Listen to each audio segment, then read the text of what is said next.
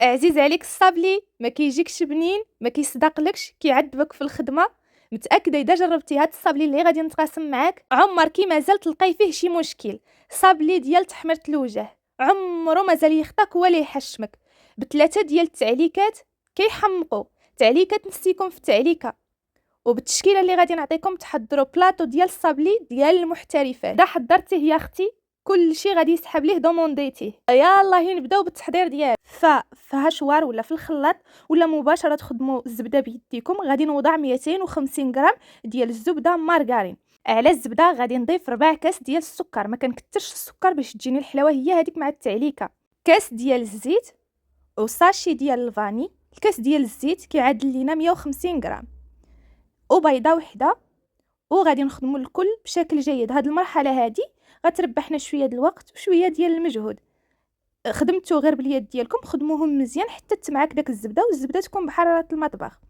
اخوات اللي توفروا على عجانه، ممكن هاد الصابلي هذا تجمعوه في العجانه، كيطلع رائع جدا. هاد العجينه الصابلي ما تطلق لكم زيت، ما تعذبكم في الخدمه، تخدموا بها بكل اريحيه. باش تجينا واحد التحميره زوينه في الصابلي غادي ندير معلقه ديال العسل. فالاغلبيه في الصابلي كيعمل الجليكوز، انا كندير العسل، تعطي لون مزيون وما كتخليش الصابلي يتبوق لنا في الصينيه وما يجيش مسطح من الاسفل. غادي هنايا نضيفو يا كاس ديال الكاوكاو مطحون بشكل جيد، يا كاس ديال اللوز مطحون بشكل جيد، او تجمعوا ما بين اللوز والكاوكاو. انا عندي هاد الزبده ديال الفول السوداني، كاينه هذيك الماركه الاولى وكاينه هاد الماركه هذه اللي كان متوفر. مثلا عندكم هاد الزبده ديال الفول السوداني ديروا منها واحد 3 د المعالق، عندكم املو حتى هو ديروا منه. ما كانوش متوفرين غتشدوا كاس ديال اللوز او كاس ديال الكاوكاو وطحنوه بشكل جيد على حسب المتوفر. اللي ما بغاتش دير المكسرات ما ديرهمش، دير ساشي ديال الفلون كراميل. حتى اللي ما بغاتش تخلي الصابلي ديالها بالنكهه د الفاني. انا دائما كنبغي نكسر الصابلي ديالي بالمكسرات، كيجي بنين وكيجي مميز. ضفت نص معلقه صغيره ديال خميره الحلوى ما يعادل 4 غرام، وبقيت كنضيف الدقيق تدريجيا. المجموع ديال الدقيق 500 غرام، نص كيلو اي 5 د الكيسان ديال العنبه. لويت العجينه ديالي في السلوفان، حطيتها في الثلاجه لمده ديال 10 ديال الدقائق، حيت العجينه كتكون سخنات بالحراره ديال اليد. كنعملوها في الثلاجه غير 10 ديال الدقائق تجمع راسها، وتقدروا مباشره تخدموها، ولكن احسن خليوها 10 ديال الدقائق. اخوات اللي يدهم بوحدهم بغاو مثلا يديروا العجينه بحال اليوم يكملوا عليها الغد ليه ممكن. فطلقت العجينه رقيقه ما بين جوج بلاستيكات وصافي. غادي ناخذ طابع، غادي نخدم معكم بثلاثه ديال التشكيلات. غنخدم معكم بهذا الاطار اللي دائري، وغادي نخدم بواحد مربع بواحد اوفال. اخوات اللي مثلا عاد غيشريو المراشم، من الاحسن بقاو تاخذوا هاد المراشم ديال البلاستيك احسن من ديال الحديد. فهكذا كنخلي الصابلي ديالي رقيق. ولاحظوا معايا كترقوه على القياس اللي بغيتو، ودائما استعنوا بالبلاستيك باش كيعاونكم تهزوا الصابلي ديالكم بشويه وكتحطوه في الصينيه. وانتم كتحطوه حاولوا تحطوه مقاد، ما تحركوهش باش يبقى كيف ما تحطوه. الشكل الثاني غادي يكون هذا اللي مستطيل. بطبيعه الحال تخدموا باي شكيلات عندكم. انا خدمت معكم هكا بثلاثه ديال المريشمات باش ندير معكم ثلاثه ديال التعليكات ويكون الفيديو هكا فيه اكثر استفاده. اذا كان عندكم شي طابع مثلا ولا بغيتو ديروا غير بالكاس، خذوا واحد شي جعبه ولا شي غطايه ديال شي حاجه وديروا داك التقيبه اللي بغيتو تعمروها بالتعليكه. يعني ماشي بالضروره يكون عندكم المرشم هكا يعني كيخرج جهه مثقوبه وجهه لا. يعني التقيبه تقدروا ديروها باي شي طويبع صغيور ولا بشي غطايه ديال شي حاجه صغيره ديروا بها داك التقيبه. الطياب ديال الصابلي اسهل طياب. كنسخن الفران، كنحط الصينيه ديالي في الفران، النار كتكون مشعوله من الاسفل يعني من تحت الصابلي باش يتحمر لينا من الاسفل، ومن بعد كنشعلو من الوجه باش ياخذ لينا التذهيبه. النار مهيله على 160 درجه. اذا كان الفران كهربائي النار مهيله، الصينيه محطوطه الفوق، النار مشعوله من تحت الصابلي حتى كتشوفوه الذهب. عاد كتهبطوا الصينيه ديالكم لتحت ذهب ما على الوجه. السر ديال الصابلي والتقرميشه ديالو في الطياب، ما تجهدولوش، النار مهيله. ودوروا الصينيه اذا كان الفران كيحمر لكم واحد الجهه على واحد الجهه، دوروا الصينيه باش ياخذ لكم التحميره من جميع الجوانب. صافي كنكمل الطياب ديال الصابلي. غندوز نحضر معكم التعليكات. التعليكه الاولى غادي تكون ديال الخوخ اولا المشماش اللي كان متوفر. غديروا نفس الطريقه. خديت هنا تقريبا واحد كاس ديال المربى، زدت ليه 3 المعالق ديال السكر والنكهه ديال الخوخ، اولا الا درتو المشماش ديروا النكهه ديال المشماش. النكهه اللي بغيتو تزيدوا كنغليها مزيان فوق النار حتى كتعقد. وتغلي مزيان ويدوم منها داك السكر، وصافي كنخليوها حتى كتفقد الحراره شويه وكندوزو نزينو بها. هاد التعليكه الاولى غادي نزين بها هاد الشكيل اللي اوفال. وعندي هنا الكاوكاو كونكاسي اللي تقاسمت معكم الطريقه ديالو.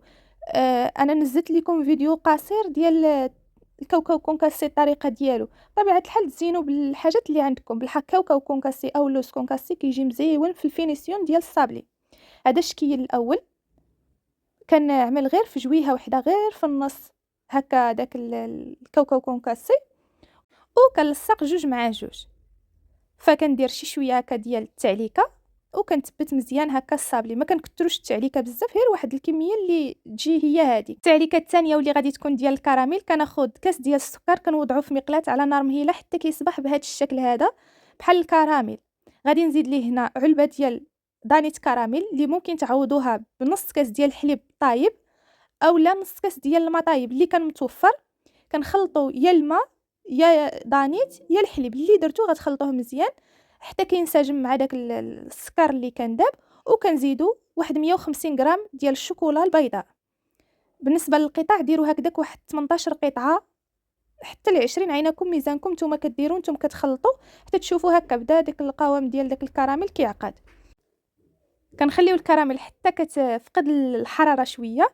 كل ما كتفقد الحراره كتعقد اكثر وكتعلق صافي. وكندوز الوجه ديال الحلوى. درت الكراميل زينت بهذا الشكل هذا اللي مدور حسبي صافي. كندير على الوجه هكا واحد دهينه خفيفه، وكنحط هكا داك الصابلي في الكاوكاو كونكاسي باش كيتلبس لي على الوجه، وكنقادو باليد ديالي. فانا سبق لي تقاسمت معكم الكراميل درت ليها الحليب، وسبق لي تقاسمت معكم الكراميل اللي حضرنا بالعسل، وسبق لي تقاسمت معكم الكراميل اللي بالحليب.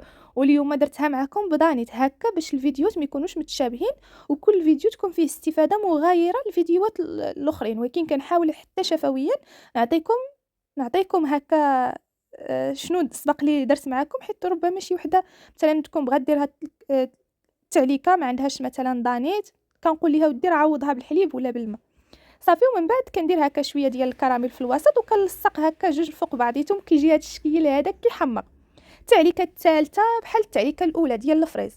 خديت تقريبا كاس ديال المربى ديال الفريز، وانا كناخذ المربى ديال الحلوى كنزيد لها لاغوم اولا النكهه ديال الفريز غير باش كتعطي اللون، وثلاثه المعالق ديال السكر. كنخليها تطبخ مزيان وتغلي وصافي. كنخليها حتى كتفقد الحراره وكندوز نزين بها هذا الشكل اللي مرباه.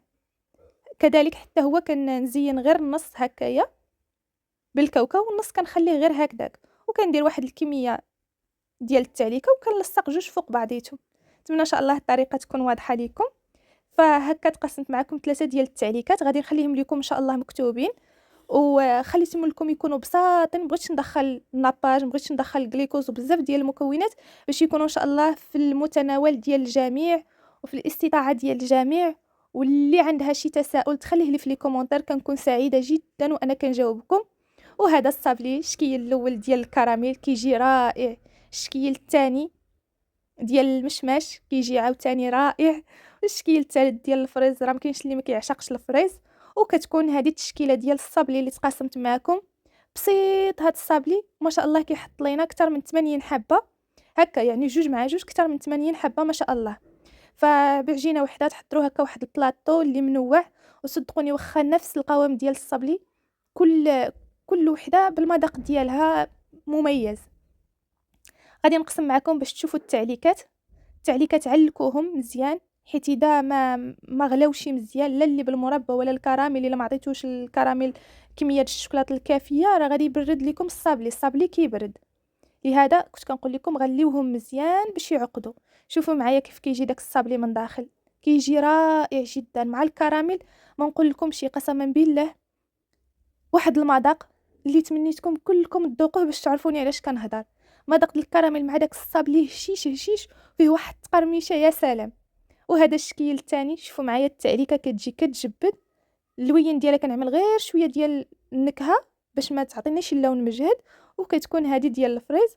والشكل الثالث هو هذا حتى هو رائع. فكلهم كيجيو النكهات زوينين. ديروا على حسب النكهه اللي بغيتو واللي متوفره عندكم. وكان عندكم اي سؤال كيف ما بغى يكون على الوصفه خليوه لي في التعاليق، كنكون حريصة جدا باش نجاوبكم ونفيدكم. هذا هو الهدف. والطريقه ديال الاحتفاظ، اذا كنتو بغيتوه يبقى لكم لاطول مده، مثلا بغيتوه يبقى اكثر من شهر، دائما وضعوا طريف ديال السكر، سواء قالب ولا السكر قطع. ما بقى ليا الا نودعكم ونقول لكم عواشركم بروكات، هلاو فراسكم.